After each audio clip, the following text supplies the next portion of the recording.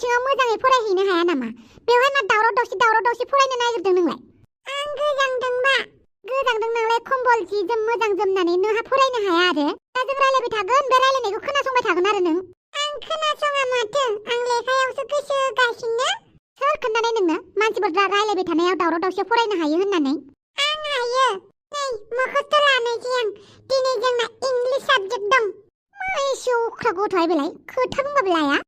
दे फरायथोंसै। दे फरायनाया मा जाखो? फरिखायानो दाहायनो दंथारो।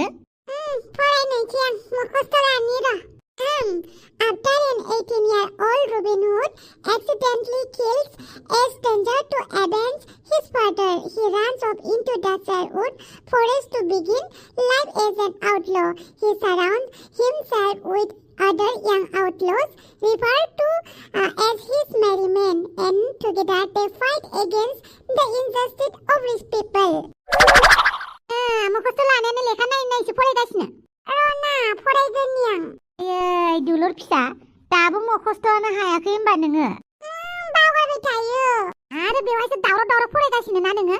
न'सिङाव थांनानै मोजां सिरियैनो मोखोसथ' लायनो हाया? दाबो मोखोसथ'आनो हाबावाखै नोङो? दाबो बुजियाखैनो माने नोङो? आं इंलिसखौबा मोखोसथ'सो लाखायो। आं बर' साबजेक्टखौबा बेलेग साबजेक्टखौबा आं बुजिखायो।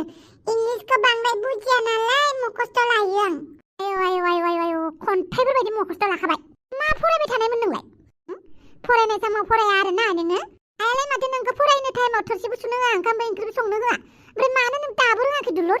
जानो आरो मानो दाबो जेबो फरायनो रोङाखै बेबा? नोंसोरो दावराव खालामबाय थानाङा, आं मोखोसथ' लानि। नोंसोर सिरि थादै, आं मोखोसथ' लानि। After an 18-year-old Robin Hood accidentally kills a stranger. मामोनथाय? नायफिननि आं, बावगारदोंमोन। After an 18-year-old Robin Hood accidentally kills a stranger to avenge his father. बेखौनो बावबाय थायो आं। लाय मोखोसथ' लालाय, गोसोआव थाफालायबाय आंहासो नोंनि फरायनायखौ खोनानानै। होमबा After an 18-year-old Robin Hood accidentally kills a stranger. खोन्थाना गोसोआव फैदों र'। मामोनथाय? बेखौ गोसोआव लाखिनो हालानो बेहा। आब' खोन्थाथ'नाङा, आं फरायफिननि। मामोनथाय? After 18-year-old avenge इनिफ्राय मामोनथाय? Stranger to avenge his father. नोंखौ बुंखादोंमोन ना आं खोन्थानाङा होननानै, आं गोसोआव फैखाबायमोन। नोंहा रोङाखै नालाय खोन्थानानै होबाय आरो।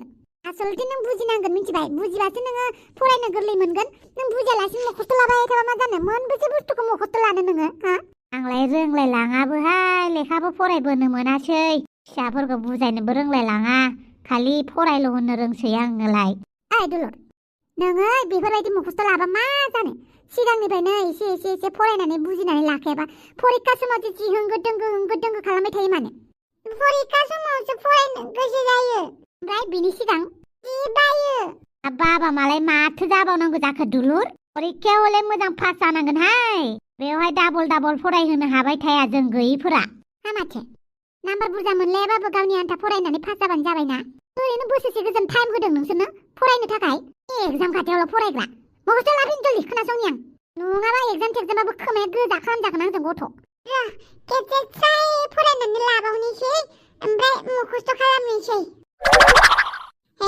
गसाइफोर, गोजां बोथोरनि बारहावाया नांगासिनो नामा? गोजां बोथोराव गुसु बार मोनाब्ला बहाथो गुदुं बार मोननांगौ जाखो आदा सन्थला?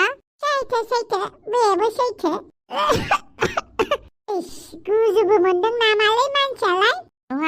मानसियानो गगा मोनबाय थायो, गुजुबाय थायो। गन्थंथिंजायबो ओंखारनायानो जोबला, खुगाथिं ओंखारनायाबो जोबला। मासि बेमारिलै नों दुमफाव? बेमारिथ' आरो। साइनासानो जेबो गानोनो रोंला। मुलि जायाखै होमबा? नोंनि आथिङाव गाराय जानानै थै ओंखारबाय थायोबा नों बे थैखौ बन्द खालामनो नाजाया आरो। थिग बिदिनो आंनि साइनास बेमारखौबो फाहामनो बिराद नाजाबाय। दाथ' मानसिफ्रा ओरै जा ओरै लों होनबाबो लोङाबो जायाबो आं। बांसिनसो इनफेक्सन जागोन बे आंनि गन्थङा। मानसिफोरनि थिननायफोरखौ बांद्राय लाबाय थानाङालै। आंनि थिननायखौनो लानो बाला। मा थिनगोन नोंबा? जौ लोंनानै होलै, मा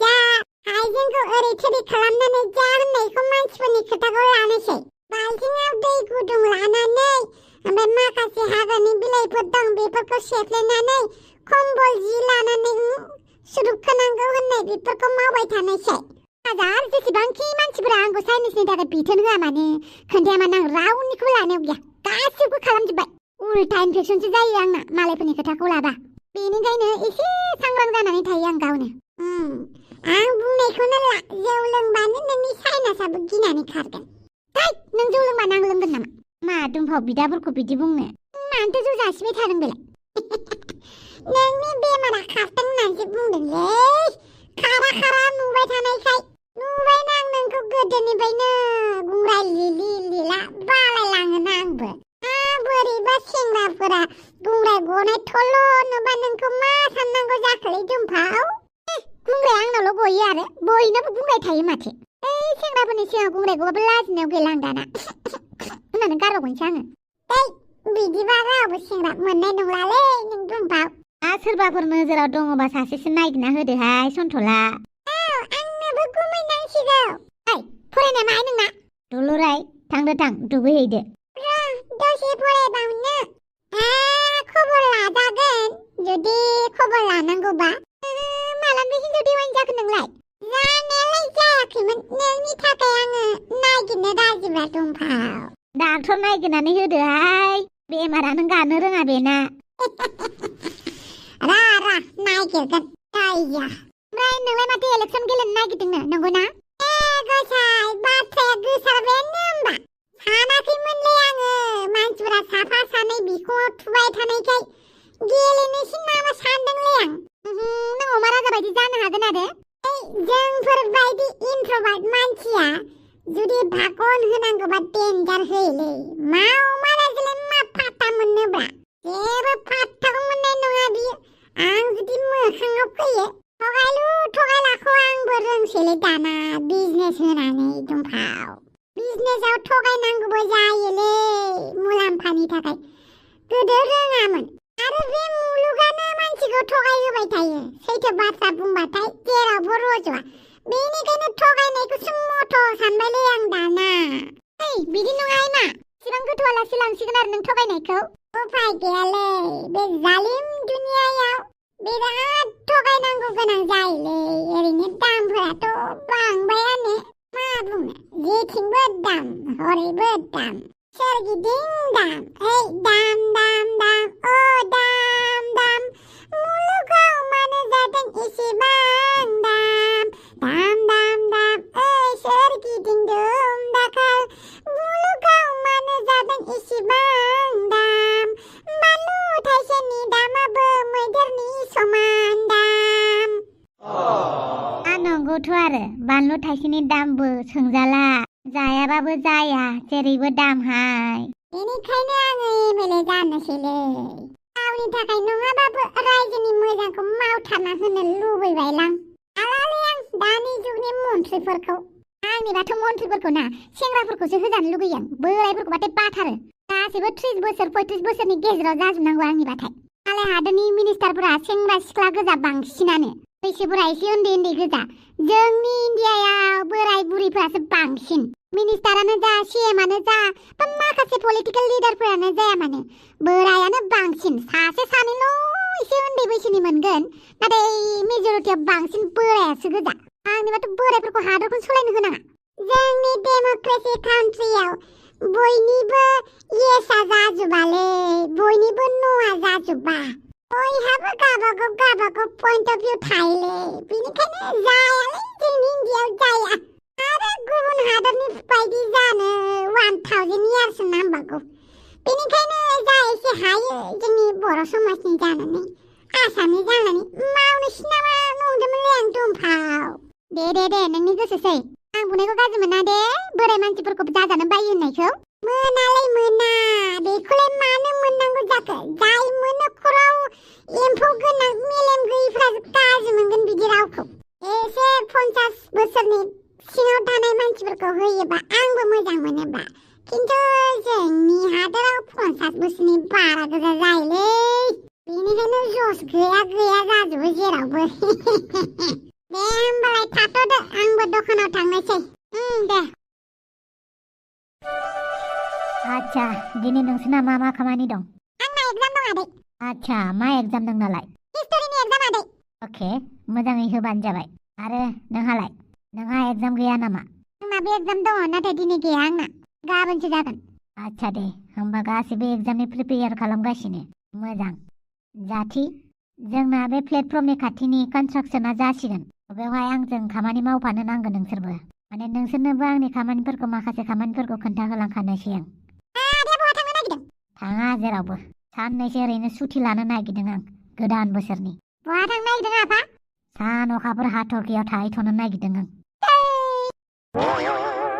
बेरायनो मोना नामा आंहाबो बेरायनांगौ ना बेनिखायनो माखासे खामानिफोरखौ नोंसोरनोबो फोरोंहोलांखानोसै आं जाथिया लिड खालामगोन आदै जाथिनि खोथाखौ खोनासंबानो जाबाय नोंसोर जाथि नोंहाबो माबाफोर प्रग्राम दङ नामा गोदान बोसोरनि गैया गैनायालाय आदा गुड होमबा आं खोन्थाखाबाय एमाव राजा नोंना एग्जामा माला जोबगोन आंनि एग्जामा गाबोनल'सै गाबोननिफ्राय जोबसिगोन आच्छा दे दा समबारनि प्लानिंखौ रावबो दा केन्सेल खालामसै दा समबारखालि आं नोंसोरखौ कनस्ट्राक्शन साइटआव लानानै थांजोबगोन रावबो जेबो बाहाना मारिनो मोननाय नङा स्पेसियेलि नोङो बानलु बेदां सोरखौबा लोगो हमनो खोथा दङबा प्लानिंआ केन्सेल खालामखा गैयालै रावखौबो लोगो हमनो आच्छा खानाय गोलावफोर लोगो हमनो गैयाथ' मा खानाय गोलावलै आच्छा दे गैयाबा गैयासै समबारखालि गासैबो कनस्ट्राक्शन साइटआव थांनो थाखाय रेडि जानानै था आरो आं गले गले बुंबाय थाफिना दै खामानियाव थांनोसै आङो ब्रेकफास्ट खालामलांला होमबा आदै टाइम गैथ'वा एसे खामानि दं बारुरुनो माखौ बानांगौ जाखो दानिफ्रायनो खामानि सोलोंहोलाङाबा उनाव हाखु दाखु जाबाय थानो नामा आदाया मा बुंदों खोनाखाबाय दा नोंसोरो आदै आं खोनाबाय मोजां दे देवबारखालि आं नोंसोरखौ गोसोखांहोफिनगोन जाहाथे नोंसोरो मोजाङै खामानिखौ दानिफ्रायनो सोलोंनो हायो आरे बहा थांनो नागिरखोलै बियो थांथोंसै बियो आच्छा एमाव राजा माबायदि मोनदों बेवहाय फैनानै जोबोद मोजां मोनदों आदै आरो बयनिख्रुइ मोजांसिन खोथायानो जाहैबाय मादै आफा आदै नारजि बिथांमोना आंखौ जोबोद अनो आंनि रोङि खामानिफोरखौ फोरोंनानै होयो बुजायो बुंनो थाङोब्ला आं जायखौ न'आवबो मोनजोबाखैमोन आरो माने माखासे बाथ्राफोरखौ जों न'आवबो मोनजोबाना आच्छा खोनानानै मोजां मोनबाय दे थेंक इउ आदै नै साया आदै एमाव राजा नोंखौ आइया लिंहरदों अके ओंखाम संग्रा न'आव दं आइया आच्छा बार थाइबानि लारु एमाव राजा जिराय ओमफ्राय साया लों थेंक इउ मादै एग्जामा फुङाव ना बेलासियाव नोंना फुङावनो दे साहाखौ लोंदो जागोन दे मादै आच्छा मोनसे खोथा नोंसाया आंनाव फन हरदोंमोन मानो नोंखौ न'आव लिंहरदों नों न'आव थांनो लुगैदोंमोन नामा लुगैदोंबालाय थांबानो जाबाय नोंनाथ' दिनै एग्जामाबो लास्टखा नङा होमबा मादै होमबालाय फावगालिखौ लानानै थांफाबानो जाबाय जागोन दे मादै आरो मोनसे खोथा खोनासं न'आव जुदि नोंखौ लाखियो अब्ला नों थानो मोननाय नङा दे नोङो बेवहायनो फैफिननांगोन मिन्थिबाय आरो दाबायदियाव नोंसा आफाया नोंखौ थानो लिङोबाबो नों थानाङा मानो होनना बुङोब्ला नोंखौ आं फावगालिनि थाखाय एक्सेप्ट खालामखाबाय बिजामादै आंनि गोसोखौ दुखु दाहोफिनसै मानो होनोब्ला गोबां नारा नाथानि गेजेरावसो नोंसोरनि मोजां मोनलायनायखौ जों एक्सेप्ट खालामदों बेनिखायनो जोंखौ दा जोंनि गोसोआव बेले बेजे दा खालामफिन बेले बेजे दा सोनानै होफिन मिन्थिबाय एमाव राजा बे न'आवनो थानांगोन आरो बे न'खरनि नेम नितिखौ मानिनांगोन आरो खामानि मावलांनांगोन जागोन दे मादै साया लोंदो ओमफ्राय दुगैहैदो दसे फरायनो गोसोबा फरायबावबानो जाबाय एग्जामाथ' 10थायावसो नङा होमबा होमबालाय आं ओंखाम गुदुं गुदुं संनानै होगोन जानानै मोजाङै एग्जामखौ हैबानो जाबाय जागोन दे मादै अके साहा लोंदो दे गुसु जाबा मोजां जानाय नङा जागोन दे मादै समाजा मा बुङो आं मिन्थिया आंनि फिसाजोनि मोजां भबिष्यतनि थाखाय आंनि जानो गोनां बिजामादैया थङाला बाङाला जाम्बा जाम्थायानो जाया मानो आं बेखौ मोजां खालामगोन स्मार्ट खालामगोन आरो आंनि फिसाजोनि थाखाय पारफेक्ट बानायगोन बापावै दाउदै दाना बिराद गोसोखांग्रा जाथारबाय नामाब्रा आंखौलाय गोसोखाङोथ' आरो नोंसो आंनि फनखौ रिसिभ खालामबाय थायो हिनजाव मोननायखाय दुगा जाथारबाय आरोना नों मानो दुगा जाया जानांगौ जाखोब्रा हिनजाव मोननायावलाय हिनजावबो नायनो मोजांथारना आंलाय मोजां नङा नोंबो मोजांब्रा नोंबो मोजांबाबो मा जानो नोंबो सानसे मालायनिसो हिनजाव जाखागोन मा थिक आंनि खाथियाव जिरायनायनिबो हिनजाव जानो हागौ फाग्लि मानो गोसोफोरखौ गुलाय गुजाय खालामोब्रा दे बुं दाउदै मानो लिंहरनायमोन आंखौ माथो नोंना हिनजावा खारबायबा आंनिखौलाय बिदिनो खोनाबाय थासिगोनब्रा हिनजाव खारलाय हिनजाव फैफिननाय हिनजाव दोनहरलाय हिनजाव लाबोफिनलाय बिदिनो खोनाबाय थागोन आंनि जिउआव जेबो गोदान बाथ्रा नंला बेफोर दा नों आंखौ मानो लिंहरदों बेखौल' फोरमायदो मोनसे खोथा गोदान बोसोराव बहा थांगोन नों गोदान बोसोराव आङो जेरावबो थांथ'वालै आं गोदान बोसोराव जेरावबो थांनायानो जाया माथो दाथ' क्रिसमासबो सफैखानायजों हिनजाव गोदानाबो एबार फार्स्ट क्रिसमास मोनजागोन न'आव बेनिखायनो आं जेरावबो थाङालै एबार आच्छा आंहा लोगो गैयैखाय नोंखौ लिंदोंमोन आरो बुआ हौवायालाय माथो जाखो बयफ्रेन्डआ दाना जानला मोनला मानसिफोरखौ फसायनोनो रोंलाहाय मा जाखोथाय बेनिखायनो नोंखौल' गोसोखांनानै नोंनोल' फन हरो दालाय माथो खालामनो आंना हिनजावानो दंखायोबा नाथाय नोंनि हिनजावा गारना खारबाय गाना खाराखैलै साननैसो न'आवसो थाहैथ'दों आच्छा आंनो क्रिसमासनि मा होगोन नों मा नांगौ नोंनोलाय नों आंनो मा होयो बेखौनो लागोन आंनो मोनसे मोजां बुस्थु बायनानै हो मा बुस्थु नांगौबा नोंनो आंनो मबाइल मोनसे नांगौमोन मबाइल नोङो दामि मबाइल होबाबो नों दा उनाव आंखौसो रायबालाय आदै आंनाव मा मबाइल दं मा गैया फात्ताखौनो लानाय नङा बेनो खोन्थायाबानो जाबायना ओरैनोबा नोंसा बिदाजों सिमाङाव नांलायलायबाय थायो बुलायलायबाय थायोलै आङो नोंसा बिदाजों दाखालि बुलायलायबाय थानायावनो गोदना हमलायलायनायावनो आंहासो आंनि हिनजावखौ गोदना हमलांबायलै बेनि थाखायसो गारनानै खारखोना माखो मानसिया होमबा नोङो उन्दुनो रोङा उन्दुनो रोङोब्रा सिमाङासो आंखौ बायदिसिना नुहोबाय थायोना बे सिमां नुगानायनि मुलिफोर दङना गैयाब्रा सोरबाफोर सिमां नुगानायनि मुलिफोर दङबा खोन्थादोलै आंनो लोगोफोर सिमां गाज्रि गाज्रि नुनानै उन्दुनायानो जालालै आंना हरसे हरसे सिमां नुबाय थायो मेगन मिसिबानो सिमां नुयो मा खालामबावनांगौ जाखोब्रा जायनि थाखाय आंनि हिनजावासो खारबाय दिनै इसोरनि नाम लानानै उन्दुबाबो सिमां गाज्रि नुयो मोजां मोजां बुस्थु जानानै उन्दुबाबो सिमां गाज्रि नुयो खालि सिमां गाज्रि गाज्रि नुनानै गग्रे ग होनलायलायो आरो सिरि मोननानै आरोबाव उन्दुफिनबा आरोबाव सिमांखौ नुफिनो मालाबाथ' सिमांखौनो नुखांनाय सिमांखौ आरो सिरि मोननानै नुफिनलायो आंबो बिदिनो जायो नाथाय आं मिन्थियाना माबायदि मुलिखौ जाबा सिमां नुगागोन बेफोरखौ आं कमेन्ट सेक्सनाव होनानै होबाय जोंना कमेन्ट सेक्सनाव बिराद फोरोंहरग्राबो दङलै बिराद मोजां मोजां गियान हरग्राबो दङ बेनिखायनो कमेन्ट सेक्सनखौ बिराद अननो लुगैयो आङो